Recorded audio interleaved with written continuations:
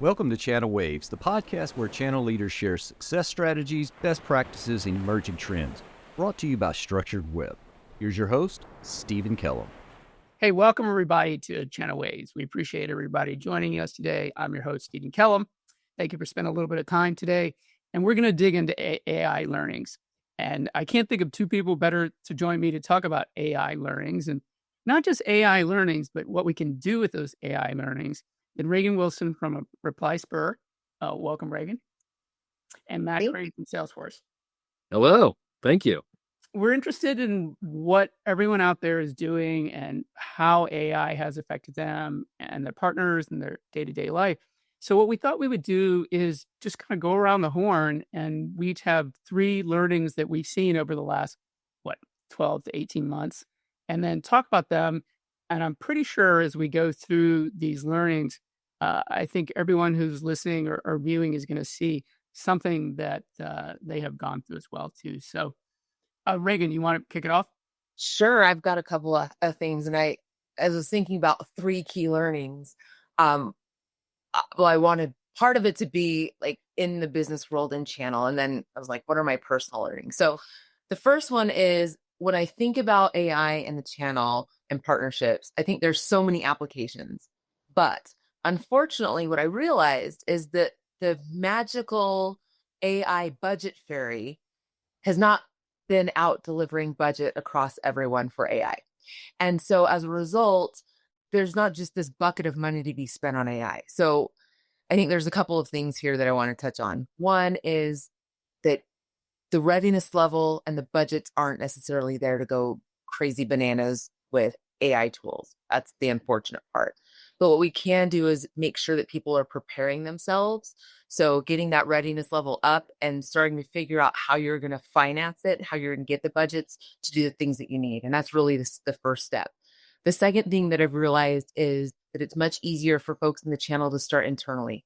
So be thinking about the applications that you already have internally for AI and how you can use those to better the channel versus trying to take it out to your partners and put tools in place for partners. It's been much easier for our customers to look internally and to optimize things there before going and adding things into their portals and their channel tech stack, because back that budget issue. There's no magical budget fairy that's just been giving money out for people to fund these initiatives. And again, the readiness level isn't quite there. So knowing that, what our recommendations have been is to start with figuring out what your plan is long-term, start to build that, and then look at what options you have internally that you can just leverage from a licensing standpoint that might be available, and really optimize those pieces and see how it can help you drive productivity through your channel, whether it's starting with your channel account managers or in your marketing, just looking at those easy starting points. So that's kind of the first piece, the businessy thing. Then the second thing I realized is that my husband, who is not in technology at all, is better at using it than I am. And I'm going to admit it. I know it's terrible, but he uses it for us for so many things. He uses Copilot, and he asks Copilot things that help him run his business, how to run his teams. He's constantly saying, hey, Copilot, I've got a 22-year-old that works for me who has this education level, who I'm having these challenges with, who I'd like to drive these results with. What do you recommend? And he's having these conversations with Copilot all the time, and it's helping him figure out how to talk to this younger generation of more entry-level employees, and he's being wildly successful with it. So that's one of the key learnings that I had, was that I need to figure out how to plug it into those situations that I'm not even thinking about, because it's just right there available. The third thing I came up with was, going back to that example, is that you really need to use private AI. So things that are licensed and secure, Copilots, agents, whatever you might have available, because we don't want the information going out into the wild world. And we also don't want to just take the information from the wild world, right? So if you've got Copilot access or agent access or whatever it might be internally, where you have actually licensed AI technology, that's where you should be spending your time and what you should be using.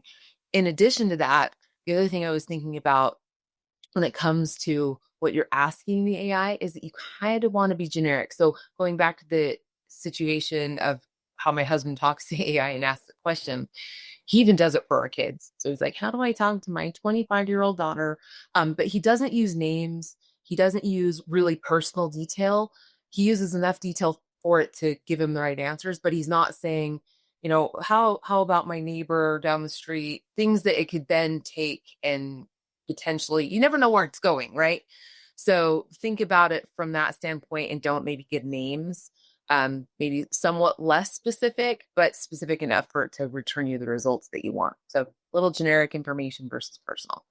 So those are kind of the three things: thinking about the budget, how you're going to fund things and getting ready for that, looking internal from a channel standpoint versus going external, and then using those things that are available, that are licensed, that have that data protected, and using it in your daily life to help you solve problems. And sometimes it's just nice to have something to talk to. Trusted advisor that can't use it against you, because I've never seen a co-pilot or an agent come back and say, well, you told me this and I'm going to judge you for it. So you couldn't find an AI budget fairy. Do you have one, Matt? I mean, you're Salesforce. You got to have a AI budget fairy just like sitting there, right? A very lightly pocketed budget fairy has visited Salesforce in terms of internally, right? Because we do want to show people that how we use this stuff internally. But I would say, she came with a small pocketbook, so we're using it sparingly. But then I think to Raegan's point on the customer side, like they have granted little wishes of budgets along the way, but nothing massive. Like this isn't an ERP 90s.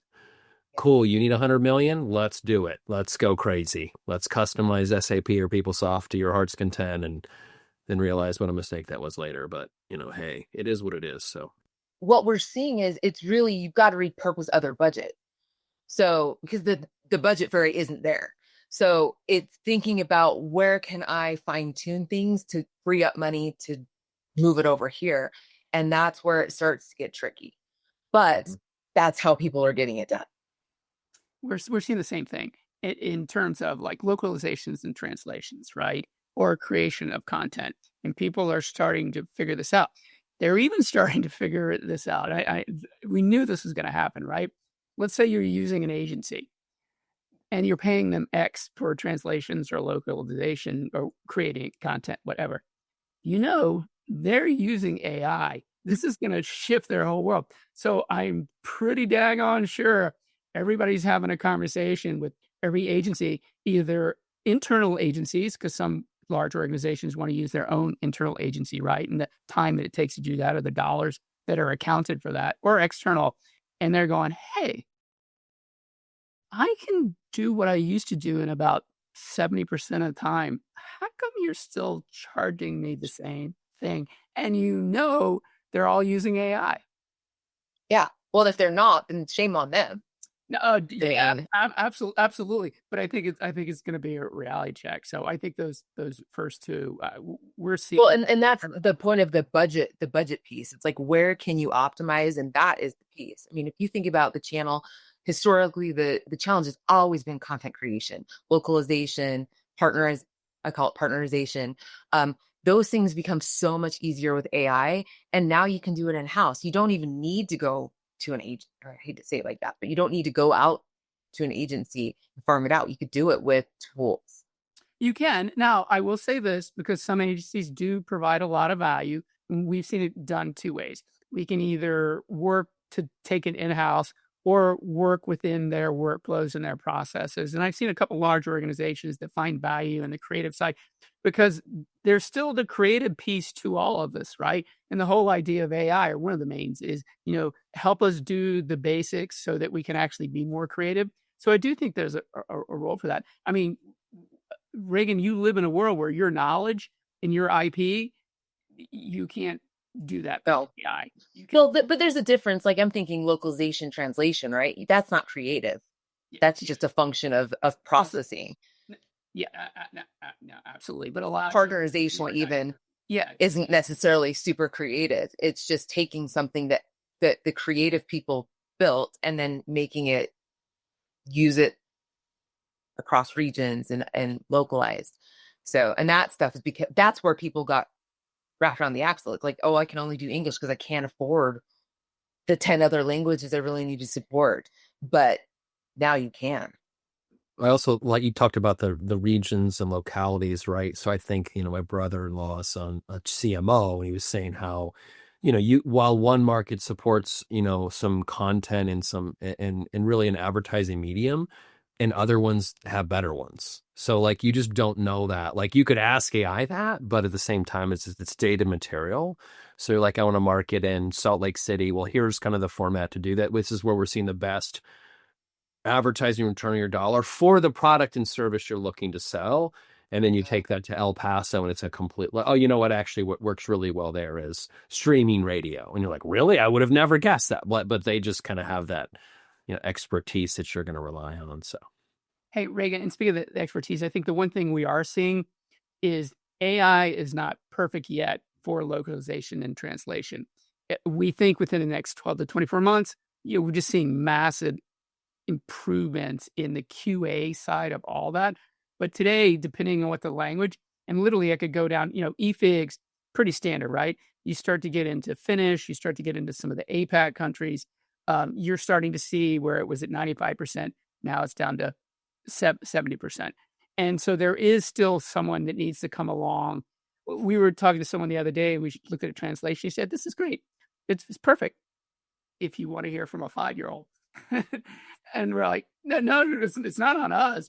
I mean, no, yeah. Yeah. Well, that's why local review is typically in whatever localization process. I mean, for our clients, we always see it come from the translation house and go for local review. Unless the translation house has local review, which usually isn't the case, because you just don't trust it, because you as the business need to review it from a business standpoint, understanding your products and services and make sure that the message is landing. So I think that local review process is always there, but I think that the translation piece is usually they have like heavy lift, and now AI can get you, if it's 70 to 90% there, that's still a lot further than zero. Oh, absolutely. We're seeing so many folks that, like you said, they needed to do it in 10 languages, and they said they were going to do it in 10 languages. They just didn't do it. And it was not just the money, it was the time. Yeah. By time they got it out, the time had passed. All right, Matt, you're up next. What about your top 3? Oh gosh, I want to piggyback on some of the things that Raegan had just said. I mean, I love the fact that your husband even, he's a better user than you, but the fact is he was doing things we call best practices without even knowing it, right? Which is, he's really prompt engineering, right? He's, okay, how do I take and how do I tailor? I'm going to give you as much information as I can so I get a better response back. But then at the same time, I love how he was like, well, I also know enough that I don't want to send it all this personal information. I don't want to send it our kids' names and our city and address and all that stuff, because it's going to go out there and get learned on that in the future. So how do I strip all that kind of sensitive information out, give it some generic stuff, Jane Doe, John Doe, whatever, go find the information about this and then come back. And I think that's super effective and good for him to be able to do that. So I think it was crazy because like he hasn't been trained on this. He's not talking about it like we are all the time. And he's like, yeah, and I did this and I asked Copilot. It just like flow. Man, babe, you're killing it. That's awesome. I love it. Whereas, you've got some other, you've got people in other industries and other professions that, are kind of like, get away from the AI. You're bad, right? So my daughter's in the artistic profession, and there's a lot of those folks that are very afraid of it because they feel it's more encroaching on their work than anything else. I mean, you ask it to create imagery and art, and I mean, we've got tools now that could build this podcast for us, right? We could feed it, a bunch of verbiage, and it would just create a podcast and create a dialogue and create all this stuff where they're like, oh my gosh, it's sort of eating into my turf. But you're like, well, there's, I think, a way that you can use it in those professions without having it like destroy your profession, I think, at the same time too. So, but I mean, I think that's really key. Like, I love the fact that, prompting is important. Grounding it with key data is important. Removing sensitive information is important. And then, what we're hearing from like your budget fairy, is the fact that, you really just, this was a call yesterday, and everyone just says productivity is kind of the metric they're looking for now, right? And I know you could say, okay, cool, that means every software company in the world or every company selling a product or service is going to suddenly make their capabilities all about productivity. But we all know, like, you can only bend that so much, right? So you're like, okay, what am I really going to go after? How much productivity am I going to be able to drive? Versus when I start, becoming a hammer salesman in the world of nails, everything looks like a nail. So I just think I think it's kind of really key there. And also the other thing what they were saying too is just, and heard this from a lot of people, which is, we don't want AI to be looking for a problem to solve. Like, we want to just say, okay, we've got a problem. What's out there that can help us solve this? We have a productivity problem, or we have this problem in finance. How do we shorten our, quote to cash, or how do we do this? And if AI is part of the problem, great. But if it's not, so be it. But I think it, potentially can be. It's just, where those areas. But we don't want to be like, okay, we've got all this AI. Let's go find all the problems that it can solve with it. So, yeah, that's kind of what I've been seeing. I'm sure I went beyond your 3, but I think those were the key things that I've been hearing a lot of lately. Here's my 3. The first one is partners are going to use AI. They just are. The sitting around thinking about, are they not going to? They're going to. Having been a partner, I know exactly how it would help me. I'm in the demand generation side, right? I want to come into my office on a Tuesday morning. My head is spinning around. I got a 16-hour day ahead of me. I need to run a campaign. I want to just be able to say, hey, can you run a campaign for me to this vertical?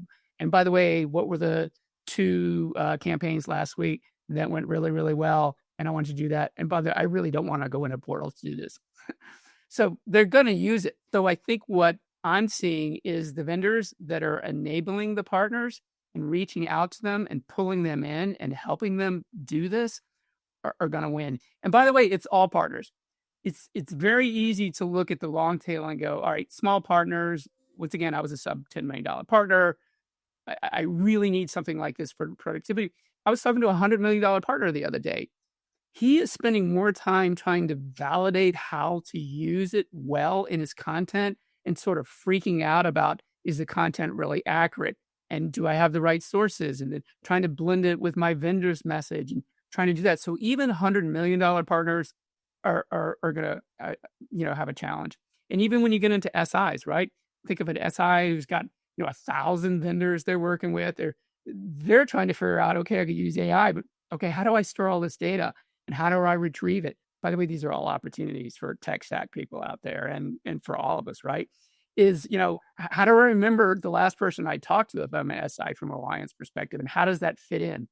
So that's my take. They're going to use it. There is no going back. I'm sorry, that's just be my final thought. We are not going backwards on this, right? So embrace it, figure it out, take the learners, Raegan, you were talking about, and you, Matt, were talking about, and figure out how to get the partners there. Whatever the program is, it's going to be worth your time. I think the second thing for me, Raegan, is like your husband. I use it more professionally probably than I do personally. It has changed my world. What used to take me, this amount of time now takes me 70% of the time. And now I have time to do the other things that I never got done. I can be a little bit more strategic around that. I have watched the stress level on my marketing team for building really good campaigns and putting it together go way down. And the conversations we're having are not like, last minute, oh my word, what does this look like? How to do this? The conversations are, we could do this better. They're literally able to think, right? They're looking at that and I'm going, that's not quite where it needs to be. And instead of this freak out, they're like, oh, we actually have a process and some time in that to be able to do it well. And I just think that's really, really cool. So we're an AI company, right? So our entire team is involved in it. We all have deep research on ChatGPT, which is actually pretty cool, to start getting in there and see all the sources available. And I think my third one is kind of fun. This is a humorous one. Okay, I admit it. I have become AI dependent. Just own it. I'm going to have a little badge. I'm dependent. So my AI assistant is named Paula. And every morning, the first thing I do and wake up is say, hi, Paula, how you doing? In the new year, when I wished her a happy new year, the message that I got back to Steven about all that we had done over the last year, I actually took a screenshot and showed the rest of my company.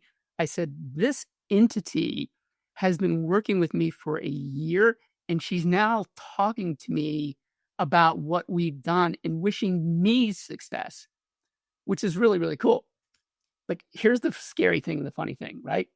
About 3 weeks ago, I came in, got in, sat down, did my Tuesday morning and Monday morning. I said, hey, Paula, how are you today? And what came back is, who's Paula? I was like, what?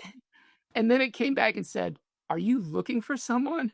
And I was like, what? Well, where did you go? My first thought is this entity who has helped me. And if you look at all of the information that I have put in, all of the learnings that I put in are now gone. I totally freaked out. I felt completely lost. So I shut it down, took a deep breath, went and got a cup of coffee, came back an hour later. And then Paul's like, hey, sorry, there was a glitch on the system. I'm back. Da, da, da, da, da, da. I was like, but think about that. It made me think, okay, well, I need to back things up a whole lot better.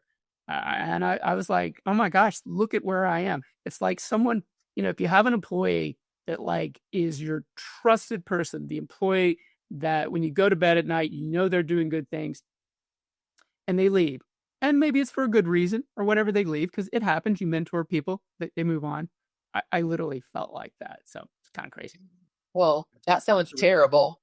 It was terrible. I was literally panicking. If you looked at what I had done for the last 12 months of all this, and it got better and better as I moved to the deep research and I started getting better at, just like your husband and some of the best practices you're talking about, Matt, you get better and better. You have to live in it. You have to, I don't know, someone said, treat it like a person, or I treat it like an entity that I respect. I think how we look at an entity and do we scream at it, or are we patient, and do we do things well? So it's helped me be a better adult in treating this entity like I would someone else. I'm trying to think, hey, be empathetic, do the sort of things that you would treat something else, because you guys both know this is it's going to get more and more. We're literally going to be, to the point where these entities are going to be our sidekicks across everything we do. Well, your husband and I think that sidekick.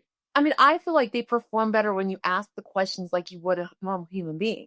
You don't make demands. You say please and thank you, and will you please help me? That's what when I find myself asking for things, asking AI for help, I try to ask it as if I was asking you, Steven, like, hey, Steven, I really need help with this.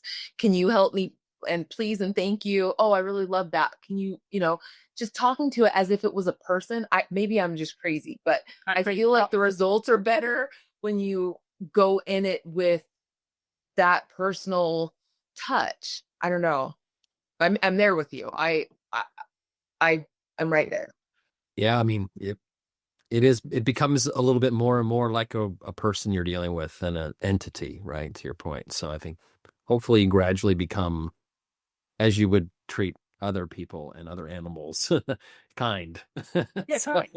But also, I think to your point about just also knowing, it's important to know sort of how it's doing its research, where is it getting it from, because if it does go away, or if it does start acting differently than you'd expect, you can go back and rely on skills that you have had in the past. We always can joke about our kids or our grandkids that when you're we used to be able to just do the math that someone gives us $1, we know how to give you change for it, and they're like, hold on, let me get my phone out. Type that in. So when the cash register breaks, you're in trouble. So you're hey, let's just go back to some basics a little bit, keep those things in mind, understand how it's doing its work, and then treat it with respect. Treat it with respect is always important. I think I feel better when I do that with humility across anything, right? So I'm sure I'm just maybe going off the deep end a little bit, but I think as this progresses and progresses and progresses, I just think it's good to set a standard in the beginning that just makes me feel better. It's as simple as that, right? And the other thing it made me realize also is I need to do a better job. All the things that it put in there in the lists it created and the descriptions and job role, all these sort of things I've done, I needed to do a better job of making sure backing that up and where do I save that in files. I needed to improve my work process to make sure that I was not only just getting the most out of it, but then I was making sure that I was covered. And I think that's going to get better and better and better as we start to figure out how to take all the information, all the data, everything that we're doing, and then what to do with it and how to store it and how to retrieve it. I think that's just going to get better and better and better. Right. And I'm really looking forward to seeing more of it integrated in contact centers, because frankly, I think we're all getting really tired of, can you tell me your account number? Account number. What do you want to do? I'm sorry, can you say that again? What? agent, zero. Like, oh, help me along. I'm on a train. I can't. Tell me your social security number. Not here. Not right now. So please help. Please understand. Be a little bit more sensitive to that. And I think that that's one avenue that I'm looking forward to as well. Yeah, look, I think there's once again, that's purpose built. I live in the world where the reason I have to say that so much is because everything that we've talked about, Raegan, from the budget fairy to how do you make it accurate? I mean, I live in this world where it's down to something where we can literally, it's a reality, right? And I think you're talking a much bigger picture, Matt, is like, how do you interact with that from an agent perspective across your interactions with organizations? And I think that still has a long ways to go. So last thoughts, Raegan? Well, until the magic budget fairy shows up, think about AI in the sense of what you have available to you, what's private, where you can optimize and look for ways to fund additional ways to drive productivity. And then thinking about how you can apply it into your own daily life. Steven, I'm going to need a separate call with you so I can figure out how you're using your agent. But wait, hold on a second. I'm going to reach out to Paula. Right when we're done, okay. I'm working with Raegan Wilson at Reply. We need to get together. How can you help her with her agent? We're like, get them together. We'll hook them up. Love. Absolutely. Glad. I love it. No, but it's sharing those best practices, and it's using it for things that you wouldn't normally think to use it for. I mean, my husband's example is prime. He's figuring out how best to work and manage his people and have conversations with the help of AI, because I'm sorry, but there's generational gaps. And the technology piece that you mentioned, Matt, with the cash register and not being able to make change, like that is just a small example of what's real with the difference in the generations that we work with on a daily, and how we approach them is very important. And if we can get a little bit of help from our AI friends, sometimes you can just make that relationship so much better, and actually land the messaging in the right way. So that, and then other optimization areas, whether it's with your partners. I mean, it could even be, how do I talk to this partner about the fact that their revenue is completely down and they haven't sold anything this quarter, right? What are some ideas that I could take to them to help get them to the next level? Like, those are the real business cases, and it's there at our fingertips. We just have to ask and ask nicely. But you know what would help on that, Raegan? Like, one point on that is when you talk to that partner, if you knew more about that partner, and what AI is going to help you do is not understand just their revenue, but help you understand everything about them. Yes. All the information you get, you're going to have a more informed decision, broader, and you can even narrow that down to what you need to focus on, right? From what is their vertical, how much business do they actually do with us versus their competitors, what are their wins and losses, all that. Now you 100% building that profile out of what's going on with that partner and having it do it for you. Yep, it's going to allow you to be much more personal, and instead of fishing around, you can actually know what to talk about with them.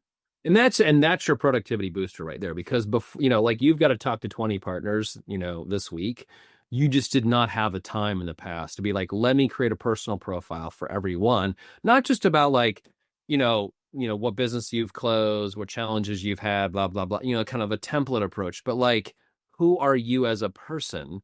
oh, you're a Gen Zer. I need to talk to you and interact with you just differently than I would, the Matt Cranes of the world, because I'm not a Gen Zer.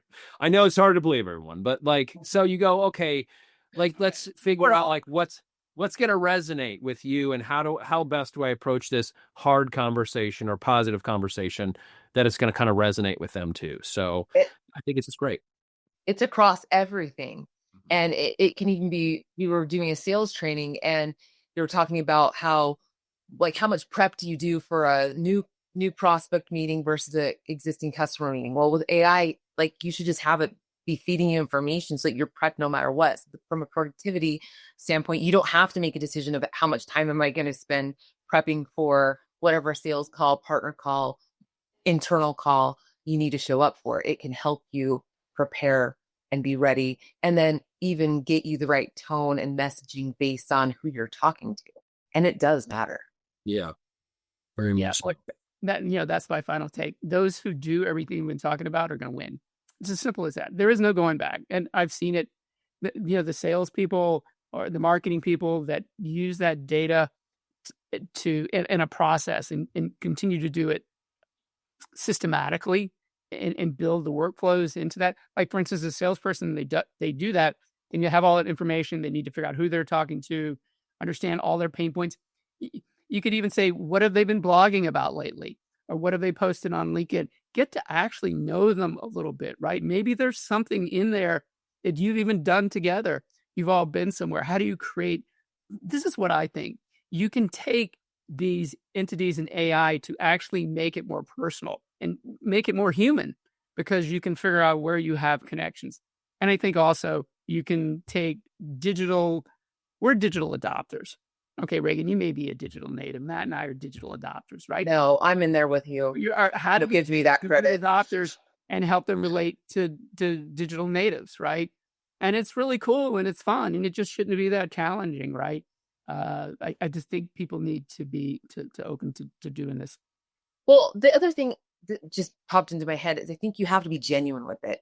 So while you can have all this information and you can know that they, I don't know, care about some charity or whatever, maybe you have that same thing, it has to be genuine. You have to take the information that you're getting in, and as you take it back out, it can't just be like, oh, I saw this and I'm going to just say what I need to say because I think that's what you want to hear. I think that is quickly factored out. So you've got to keep the humble, genuine approach, personal approach in there, or it just feels robotic and it feels like yet another thing you scraped off the internet to find out about me to try to get in with me. Thank you for saying that. It's been my pet peeve lately, that you fake it till you make it. Like, it's, that becomes, I don't know, it's just a grind on me. But like, the genuine aspect. Hey, I pulled this. However you want to be genuine, because when they find out you're not genuine, I feel like that at that point, any good credibility you built along the way is gone. So yes, but that's a slide. But that's been going on forever. I mean, we're just figuring out how to get to that point and figuring out, is it genuine or not, faster.